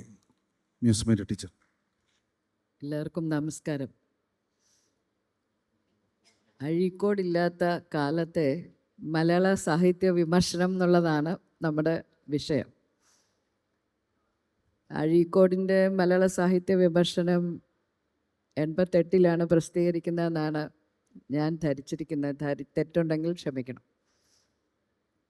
പക്ഷേ മലയാള സാഹിത്യ വിമർശനത്തെ സംബന്ധിച്ച് ഇപ്പോൾ ഒരു ഖണ്ഡനം, മണ്ഡനം ഇങ്ങനെയൊക്കെ പറയുന്ന നമ്മളുടെ പരമ്പരാഗതമായിട്ടുള്ള ഒരു വിമർശ രീതികൾക്ക് അപ്പുറത്തേക്ക് ഒരു കൃതി പലതരം പാഠങ്ങൾ നിർമ്മിക്കുന്ന ഒരിടമാണ്, അത്തരമൊരു സാധ്യതയാണ് എന്നുള്ള ഒരു വായനാ രീതി ഉണ്ടാകുന്നത് പ്രധാനമായിട്ടും ഈ 1988 ശേഷം 90കളിലാണ്.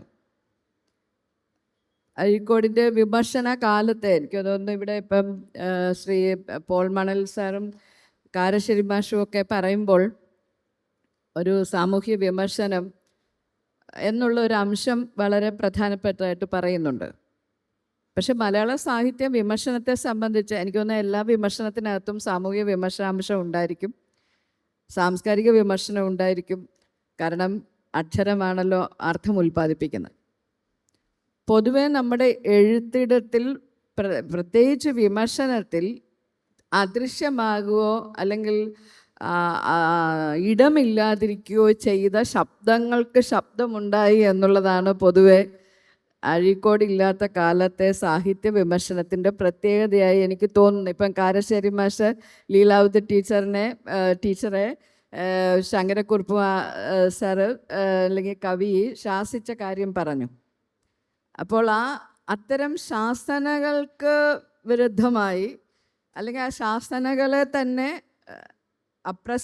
അപ്രസക്തമാക്കിക്കൊണ്ട് നിശബ്ദമായി നിന്ന ഇടങ്ങൾ, അർത്ഥത്തിൻ്റെ അടരുകൾ സജീവമാവുകയും ഒരു കൃതി ബഹുസ്വര സ്വഭാവിയായ ഒന്നായി മാറുകയും സ്ത്രീ പക്ഷത്തു നിന്നും ദളിത് പക്ഷത്തു നിന്നും പാരിസ്ഥിതികമായിട്ടുള്ള സത്താപരമായിട്ടും ഒക്കെയുള്ള വിമർശനങ്ങൾ മലയാളത്തിൽ ഉണ്ടാകുന്ന കാലം, വളരെ സജീവമാകുന്ന ഒരു കാലമാണ് 90കൾ എന്ന് പറയുന്നത്.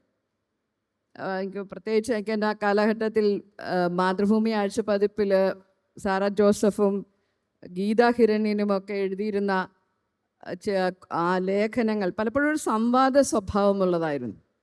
അവിടെയാണ് ഈ പറയുന്ന അക്ഷരത്തിൻ്റെ ഒരു ആണധികാര സ്വഭാവത്തെക്കുറിച്ചും അല്ലെങ്കിൽ ഒരു എഴുത്തിടത്തിൽ എഴുത്തുകാരി അല്ലെങ്കിൽ ഈവൻ കീഴാള ജനത വിഭാഗം, സാമൂഹികമായിട്ടുള്ള ഏത് തരം വിഭാഗവും അഭിമുഖീകരിക്കുന്ന ഭാഷാപരമായിട്ടുള്ള ചില വെല്ലുവിളികളെക്കുറിച്ചൊക്കെയുള്ള ആലോചന ഉണ്ടാകുന്ന ഒരു കാലമാണ്. അപ്പം ഒരു വിമർശകനെ കൊണ്ടും ഒരു എഴുത്തിടം അവസാനിക്കുന്നില്ല, അവശേഷിപ്പിച്ചു പോകുന്ന നിശബ്ദതകൾക്ക് ശബ്ദമുണ്ടാകുന്ന ഒരു കാലം.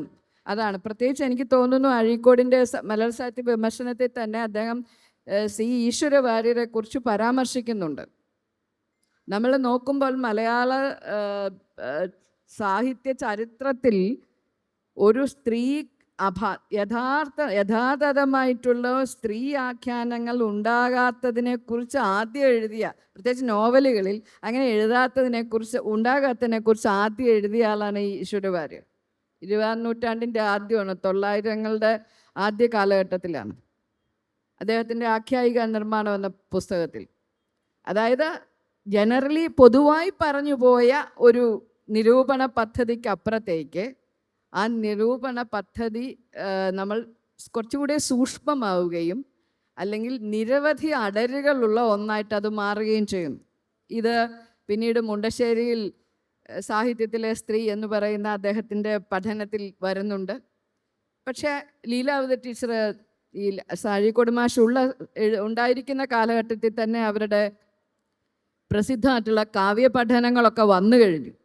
അപ്പോൾ അതിനുശേഷം പിന്നീട് എനിക്ക് തോന്നുന്ന ഏറ്റവും പ്രധാനപ്പെട്ട ഒരു കാര്യം, ഒരു കൃതി തന്നെ പലതരം അർത്ഥങ്ങളോടെ നിലനിൽക്കുന്നു എന്നുള്ള ഒരു ആശയത്തിന് മേൽക്കൈ വന്നു. നമ്മളിപ്പോൾ ഒരു വളരെ ഇവിടെ ഒരു അർത്ഥം, അത് മാത്രമാണ് അർത്ഥം എന്നുള്ളതിനപ്പുറത്തേക്ക് സമൂഹത്തിലെ അല്ലെങ്കിൽ നമ്മുടെ സാംസ്കാരിക അറിവുകളിലുള്ള ഇടങ്ങളിലുള്ള ബലതന്ത്ര രേഖകൾ പലതും പല പാഠങ്ങളെ ഉൽപ്പാദിപ്പിക്കുന്നു. അങ്ങനെയാണ് എനിക്ക് തോന്നുന്നു 90കളിലും 2000ൻ്റെ ആദ്യമൊക്കെ കെ കൊച്ചിൻ്റെയും മറ്റും പഠനങ്ങൾ വരുന്നത്. അപ്പം നമ്മൾ വളരെ സെലിബ്രേറ്റ് ചെയ്ത പല എഴുത്തുകാരെയും ആ അത്തരം ഒരു പരിപ്രേക്ഷ്യത്തിൽ, ദളിത് പരിപ്രേക്ഷ്യത്തിൽ വായിക്കുകയും അതിൽ നിന്ന് അർത്ഥങ്ങൾ ഉണ്ടാകുകയും ചെയ്യുന്ന ഒരു വിമർശന രീതി മലയാളത്തിൽ വരികയാണ്. 90കളിൽ ലീലാവതി ടീച്ചറെ 80കളിലൊക്കെ പ്രസിദ്ധീകരിച്ചതിനപ്പുറത്തേക്ക് 90കളിലേക്ക് വരുമ്പോൾ മലയാള വിമർശനത്തിലേക്ക് സ്ത്രീയുടെ അനുഭവകർത്തൃത്വത്തെക്കുറിച്ചും അതിൻ്റെ ആഖ്യാനങ്ങളെക്കുറിച്ചും ചരിത്രപരമായി, സാഹിത്യ ചരിത്രപരമായി സ്ത്രീ അദൃശ്യമാകുന്ന എന്താ, അല്ലെങ്കിൽ നിശബ്ദമാക്കപ്പെടുന്നത് എങ്ങനെയോ എന്നൊക്കെയുള്ള വളരെ വ്യത്യസ്തങ്ങളായിട്ടുള്ള ഇടങ്ങളിലേക്ക് മലയാള വിമർശനം മാറുകയാണ്. അതിൽ സർക്കാർ ക്രിട്ടിക്കുകളല്ലാത്ത എഴുത്തുകാർ, എനിക്കൊന്ന് അതേമ്പോൾ പറഞ്ഞ ഗീതാ ഹിരണ്യനും സാറ ജോസഫും ഒക്കെ ഉള്ള ആ ഒരു പ്രത്യേക എഴുത്ത് ലോകം, അതുപോലെ ഒരർത്ഥം മാത്രമേ ഉള്ളൂ ഒരു കൃതിക്ക്, ഞാൻ പറയുന്ന ഒരർത്ഥമാണ് എന്നതിനപ്പുറത്തേക്ക് ഒരു കൃതി. അപ്പം ആശാൻ അഴീക്കോടിന് വളരെ പ്രിയപ്പെട്ട എഴുത്തുകാരനായിരുന്നു. സീതാകാവ്യം ഉണ്ടാകുന്നുണ്ട്. സീതാകാവ്യത്തിൽ അദ്ദേഹം ഒരു പാഠം ഉൽപ്പാദിപ്പിക്കുന്നുണ്ട്. പക്ഷെ പിന്നീട് വരുന്ന എഴുത്ത്, ഇപ്പം ഉണ്ണികൃഷ്ണൻ ബിയെ പോലെയുള്ള ഒരു ലാക്കാനിയൻ മനോവിജ്ഞാനിയെ ഉപയോഗിച്ചുകൊണ്ട് ആശാനെ പഠിക്കുന്നു. അതിൽ നിന്നുണ്ടാകുന്ന ഡിസയർ, കാമന എന്ന് പറയുന്ന ഒരു വ്യവഹാരം, അല്ലെങ്കിൽ അത്തരം ഒരു കാമന വ്യവഹാരത്തെ അടിസ്ഥാനപ്പെടുത്തി ലീലയ്ക്കൊരു പാഠം ഉണ്ടാകുന്നു. ശാരദക്കുട്ടിയെ പോലുള്ള ആളുകൾ 2000ങ്ങളിൽ എനിക്ക് തോന്നുന്നു അവരുടെ എത്രയെത്ര പ്രേരണകൾ എന്ന് പറയുന്ന പുസ്തകത്തിൽ ചണ്ടാല ഭിക്ഷുകിയെ പഠിക്കുന്നു, നളിനിയെ പഠിക്കുന്നു. അതിനകത്തുള്ള പുരുഷ കഥാപാത്രങ്ങളുടെ ആ ഒരു ദമിത കാമനയെക്കുറിച്ചുള്ള പഠനങ്ങൾ ഉണ്ടാകുന്നു. അങ്ങനെ ഞാൻ പറയുന്നത് ഒരു അർത്ഥമെന്ന് പറയുന്നത് വളരെ അയഞ്ഞ ഒരു പ്ലേഫുൾനെസ് ഉള്ള ഒരു ഇടമായി, അല്ലെങ്കിൽ ഒരു കൃതി അത്തരം ഒരു ഇടമായി മാറ്റപ്പെടുന്നുണ്ട്. എനിക്ക് തോന്നുന്നത് 90-ന് മുമ്പ് 89-ലാണ് പാപത്തറയ്ക്ക് സച്ചിദാനന്ദൻ അവതാരിക എഴുതുന്നത്. ഈ അവതാരികയിൽ അദ്ദേഹം, എനിക്ക് തോന്നുന്നു പാപത്തറ കൃതിയെപ്പോലെ തന്നെ പ്രസിദ്ധമാണ് ഒരു ക്രിറ്റിസിസത്തിൽ, അല്ലെങ്കിൽ ലിറ്റററി ക്രിറ്റിക്സിൻ്റെ ചരിത്രത്തിൽ പാപത്തറയുടെ അവതാരികയ്ക്കുള്ളത് നീണ്ട ഒരു അവതാരികയാണ്. അപ്പോൾ ആ കാലഘട്ടത്തിൽ അദ്ദേഹം പ്രധാനപ്പെട്ടതായ എല്ലാ ഫെമിനിസ്റ്റ് ലിറ്റററി ക്രിറ്റിസിസത്തിൻ്റെ മാർഗങ്ങളെയും വഴികളെയും അതിനകത്ത് സ്വീകരിക്കുകയും പ്രധാനമായും ഫ്രഞ്ച് ഫെമിനിസത്തെ അദ്ദേഹം തൻ്റെ പഠനത്തിൻ്റെ ഒരു കേന്ദ്രമായി കൊണ്ടുവരികയും ഒക്കെ ചെയ്തിട്ട് ഹെലൻ സിക്സൂസിനെയും ലൂസി ഇറിഗാറയൊക്കെ പോലുള്ളവരെ കൊണ്ടുവന്നിട്ടുള്ള ഒരു പാഠം ആ സാറ ജോസഫിൻ്റെ കൃതിക്ക് ഉണ്ടാക്കുന്നുണ്ട്. എന്നാൽ 2000-ൻ്റെ 10കൾ കഴിയുമ്പോൾ 2010കളിൽ ആ കൃതിക്ക് വീണ്ടും ഒരു പുനർപാഠം ഉണ്ടാകണം. അപ്പോൾ അതായത് ഒരു കൃതിക്ക് രൂപപ്പെടുത്തിയ ഒരു പാഠം, ആ പാഠത്തെ അപനിർമ്മിക്കുന്ന മറ്റൊരു പാഠം. അങ്ങനെയാണ് ദേവികയുടെ സാറ ജോസഫിൻ്റെ ചെറുകഥകളുടെ സമാഹാരത്തിന് അവരെഴുതിയ ആമുഖം വരുമ്പോൾ സച്ചിദാനന്ദൻ നിർമ്മിച്ച അർത്ഥങ്ങളെ, എക്രിച്ചർ ഫെമിനിൻ എന്ന് പറയുന്ന അദ്ദേഹം ആ സാറ ജോസഫിൻ്റെ കഥകൾക്ക് കൊടുത്ത ആ ഡൈമെൻഷനെ മാറ്റുകയും അതിനെ കേരളത്തിൻ്റെ സാമൂഹ്യ ചരിത്ര എഴുത്തിൻ്റെയും സാമൂഹ്യ ചരിത്രത്തിൻ്റെയും മണ്ഡലത്തിൽ നിർത്തിക്കൊണ്ട് എഴുത്തുകാരികൾ ആവിഷ്കരിക്കുന്ന രചനാതന്ത്രങ്ങളെക്കുറിച്ചും അവരുടെ എഴുത്തിൻ്റെ ഉന്നങ്ങളെക്കുറിച്ചുമുള്ള ഒരു നീണ്ട എനിക്കൊന്ന് അത് ആദ്യകാല എഴുത്തുകാരികൾ മുതൽ മാധവിക്കുട്ടിയിലും ലളിതാംബി അന്തർജനത്തിനും സരസ്വതി അമ്മയിലും പിന്നീട് സാറ ജോസഫിലും എത്തുന്ന രീതിയിലുള്ള ഒരു വളരെ വ്യത്യസ്തമായിട്ടുള്ള അർത്ഥം അവതരിപ്പിച്ചുകൊണ്ടുള്ള ഒരു നിരൂപണ രീതിയായി മാറണം. അപ്പം ഒരു കൃതി അടഞ്ഞ ഒരു അധ്യായമല്ല, അല്ലെങ്കിൽ അതിന് ഉണ്ടാകുന്ന ഒരു പാഠമല്ല, അതൊരു വളരെ ആധികാരികമായി ഏകപാഠം എന്നതിനപ്പുറത്തേക്ക് ആ കൃതി എന്ന് പറയുന്നത് നിരന്തരമായി വായനകളിലൂടെ പാഠങ്ങൾ ഉൽപ്പാദിപ്പിക്കപ്പെട്ടുകൊണ്ടേയിരിക്കുന്ന ഒരു അനുസ്യൂതിയാണെന്നുള്ള കുറച്ച് ജനാധിപത്യപരവും ഒരു കേന്ദ്രത്വ സ്വഭാവം ഇല്ലാത്ത, നമ്മളെപ്പോഴും ഏതെങ്കിലും ഒരു കേന്ദ്രം വേണമല്ലോ, അത് സവർണ ആകാം, പറഞ്ഞ പുരുഷനാകാം, അല്ലെ മതം. പക്ഷെ ഇത്തരം കേന്ദ്രത്വങ്ങളെ മറികടക്കുന്ന ഒന്നായി മാറുകയും നിശബ്ദമാക്കപ്പെട്ട ചരിത്രങ്ങൾ, അത് ദളിത് അനുഭവത്തെ സംബന്ധിച്ചും എനിക്കൊന്ന് സി അയ്യപ്പൻ്റെ കഥയ്ക്കൊക്കെ നല്ല പഠനങ്ങൾ ഉണ്ടാകുന്ന ഈ കാലഘട്ടത്തിലാണ്, അല്ലെങ്കിൽ TKC വടുതല വീണ്ടും വായിക്കപ്പെടുന്ന ഈ കാലഘട്ടത്തിലാണ്.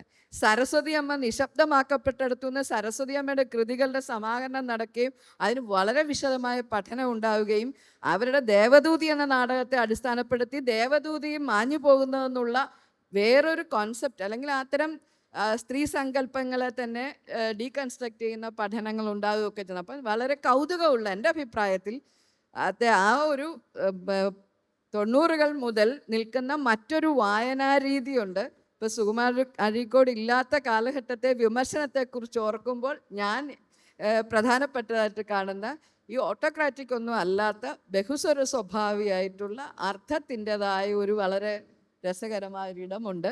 ഈ കാലഘട്ടത്തിൽ തന്നെയാണ് പോത്തേരി കുഞ്ഞമ്പൂനും ഒക്കെ വായിക്കുന്നത്. ഇന്ദുലേഖയുടെ ആ ഒരു പ്രാമാണ്യത്തെ ബദലായിട്ട് വേറൊരു ടെക്സ്റ്റ് ഉണ്ടാവുകയാണ്. ഇതൊക്കെ ഈ കാലഘട്ടത്തിലാണ്. അത് എനിക്ക് തോന്നുന്നു ഒരാളിലും ഒന്നും നമ്മളിലൊന്നും അവസാനിച്ചു പോകുന്നതല്ല. ഓരോ കാലഘട്ടത്തിൽ ആ കാലഘട്ടത്തിൻ്റെ വായനാ രീതിക്കനുസരിച്ച് വിമർശനമാണെങ്കിലും അത് സോഷ്യൽ ക്രിറ്റിക്സ് ആണെങ്കിലും കൾച്ചർ ക്രിറ്റിക്സ് ആണെങ്കിലും ലിറ്റററി ക്രിറ്റിക്സ് ആണെങ്കിലും തിയോളജിക്കൽ ക്രിറ്റിക്സ് ആണെങ്കിലും ഉണ്ടായിക്കൊണ്ടേയിരിക്കും. അതാണ് അതിൻ്റെ സൗന്ദര്യവും അതിൻ്റെ ഒരു ജീവനും എന്നാണ് ഞാൻ കരുതുന്നത്. അഴീക്കോടിൻ്റെ പ്രഭാവവും അഭാവവും വിലയിരുത്തിയ 3 വ്യത്യസ്ത ഇടപെടലുകളാണ് നാം ഇതുവരെ കേട്ടത്. ഇനി സ്വാഭാവികമായിട്ടും സദസ്സിനുള്ള സമയമാണ്. ഈ 3 ആളുകളോടും ചോദ്യങ്ങളാവാം. ചോദ്യങ്ങൾ വളരെ ചുരുക്കി, കാരണം നമുക്ക് ഇനി 6 മിനിറ്റ് മാത്രമേ ബാക്കിയുള്ളൂ. ചോദ്യങ്ങൾ ചുരുക്കി ചോദിക്കുകയും ചുരുക്കി ഉത്തരം പറയുകയും ചെയ്താൽ ഈ 6 മിനിറ്റ് കുറെ കൂടെ ക്രിയാത്മകമായി ഉപയോഗിക്കാൻ പറ്റും. ഒരു സെക്കൻഡ്, ഞാൻ ഈ സാറ ജോസഫിൻ്റെ കഥകളുടെ അവതാരിക ദേവികയാണ് എഴുതി. ഞാൻ ആ പേര് മറന്നുപോയെന്നറിയത്തില്ല. വളരെ പവർഫുൾ ആയിട്ടുള്ള ഒരു ലിറ്റററി ക്രിറ്റിസിസത്തിൻ്റെ മാതൃകയാണത്. ലളിതാംബി അന്തർജനത്തെക്കുറിച്ച് അവർ ഇംഗ്ലീഷിലും വളരെ നമ്മൾ വളരെ ശ്രദ്ധിക്കപ്പെടേണ്ട വിമർശനം എഴുതിയിട്ടുണ്ട്. അതുവരെ ഉണ്ടായിരുന്ന പാഠങ്ങളിൽ നിന്ന് വ്യത്യാസമായിട്ട്. ഹലോ, വളരെ ഈ കോൺവെർസേഷൻ, ഈ സംഭാഷണം കാരശ്ശേരി മാഷും മറ്റേ മണലൂർ ജോർജ് സംസാരിച്ച 2 വളരെ അഗാധമായ ഒരു ചിന്തയിലേക്ക് തന്നെയാണ് ഇപ്പം നമ്മളെ നയിച്ചത്. വാസ്തവത്തിൽ പറഞ്ഞാൽ സുകുമാർ അഴീക്കോടിൻ്റെ പ്രസക്തിയെക്കുറിച്ചിട്ട് നല്ല ഒരു ഉയർന്ന ചിന്ത ഇവിടെ നമ്മൾ ഷെയർ ചെയ്തു എന്നുള്ളതാണ് ആദ്യത്തെ ഈ ചർച്ചയുടെ ഏറ്റവും വലിയ വിശേഷമായിട്ട് എനിക്ക് തോന്നുന്നത്. ഇവിടെ എനിക്കൊരു സംശയം സർ, ഒരു മിനിറ്റ് ഷെയർ സർ, ചെയ്യുന്നത്. ആരോടാണ് ചോദിക്കുന്നത് എന്ന് പറഞ്ഞത്? ഞാൻ ചോദിക്കുന്നത് ജനറലായിട്ട് കാരശ്ശേരി മാഷോടും 2 പേരോടും. ഇപ്പൊ കാരശ്ശേരി മാഷ് കേൾക്കണില്ലേ? അല്ല, ആരെയാണ് അഡ്രസ് ചെയ്യുന്നതെങ്കിൽ അദ്ദേഹത്തിന് മറുപടി പറയാമല്ലോ. അതുകൊണ്ടാണ് ഞാൻ എന്നാൽ കാരശ്ശേരി മാഷോടാണ് പറയുന്നത്. ഇവിടെ താങ്കൾ ഇപ്പോൾ ഇവിടെ സംസാരിച്ചപ്പോൾ കുറച്ചേ കേൾക്കാൻ പറ്റുള്ളൂ എങ്കിലും മൊത്തത്തിൽ കേൾക്കുന്നില്ല അല്ലേ? കേൾക്കുന്നില്ലേ? ഉണ്ട്, പറഞ്ഞോളൂ. ഉണ്ട്. ഏതായാലും ഇന്നത്തെ ചർച്ച വളരെ ഉജ്ജ്വലമായി വളരെ ഉയർന്ന രീതിയിലുള്ള ഒരു ചിന്തയാണ് ഇവിടെ പങ്കുവെച്ചത് എന്നുള്ള കാര്യത്തിൽ യാതൊരു സംശയവുമില്ല എന്ന ആദ്യത്തെ കാര്യം. ഇവിടെ ചർച്ച വിഷയമായ കാര്യത്തിനെ പറ്റി സംസാരിക്കുമ്പോൾ, അതിനെ അബോധിരിക്കുമ്പോൾ ഒരു സാമൂഹ്യ ജീർണതയുടെ ഭാഗത്തിലാണല്ലോ നമ്മളിപ്പോൾ നിൽക്കുന്നത്. ആ ജീർണത ഒരു സാമൂഹ്യമായ ഒരു ജീർണത അനുഭവിക്കുന്നതിൻ്റെ ഭാഗമായിട്ട് വേണം ഇതിന് തുടർച്ചയില്ലാത്തത്. അഴീക്കോടിൻ്റെ ഇവിടെ അഭാവം അല്ലെങ്കിൽ അതുപോലെ തന്നെയുള്ള അവരുടെ സ്കൂൾ ഓഫ് തോട്ടിൻ്റെ അതിനൊരു കണ്ടിന്യൂഷൻ ഇല്ലാതെ പോയത് കേരളത്തിൽ മാത്രമല്ല മൊത്തത്തിൽ രാജ്യത്തിൽ മുഴുവൻ അത് ബാധിക്കുന്നുണ്ട്. അതിന് രാഷ്ട്രീയമായും സാമൂഹ്യമായും ഒക്കെ കാരണങ്ങളുമുണ്ട്. പക്ഷേ ഇവിടെ പ്രശ്നം, ചോദിക്കാൻ വന്ന പ്രശ്നം, ഇങ്ങനെ ഈ രീതിയിലുള്ള ജീർണതയ്ക്ക് നമുക്കൊരു മറുപടി എങ്ങനെയാണ് അതിനെ പ്രതിരോധിക്കുക എന്നുള്ളതാണ്.